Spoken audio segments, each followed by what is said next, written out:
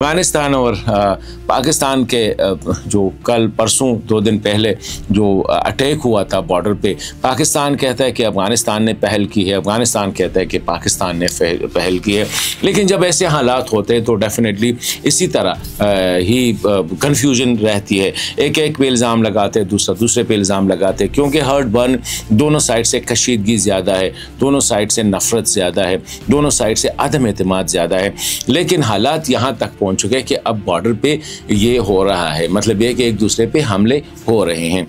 इस दौरान जो है सऊदी अरब ने कोशिश की, सालसी की, और दोनों के दरमियान इस मसले को हल करने की कोशिश की, जो नाकाम रहा। उसकी पाकिस्तान ने फ़ॉरेन ऑफिस ने तो उससे सिरे से लाइल्मी का इजहार किया। अफगानिस्तान साइड से आया कि उसके पाकिस्तान की तरफ से जो है मौक़िफ़, सख्त मौक़िफ़ होने की वजह से बात आगे ना बढ़ी। अभी इस दौरान जो है जब इस्तांबुल में जो मुज़ाकरात नाकाम हुए थे, उस वक्त ये कहा गया था कि जब पाकिस्तान के वज़ीर-ए-आज़म अज़रबैजान गए थे और वहाँ पे टर्किश सदर तैयब एर्दोग़ान साहब से मुलाकात हुई थी, तो ये ख़बर आई थी कि एर्दोग़ान साहब जो है अपना वज़ीर दिफ़ा, अपना वज़ीर दाखिला और डिफेंस चीफ जो है वो पाकिस्तान अफगानिस्तान भेज रहे हैं ताकि सालसी को आगे बढ़ा के चले और इस मसले को हल कर दे। उसका कुछ पता नहीं चला कि वो डेलीगेशन आए हैं या नहीं आए हैं, और इस फ़ॉरेन ऑफिस से भी पूछा गया तो उसको भी उसने कहा कि हमें तो पता नहीं है कि वो क्यों नहीं आए हैं।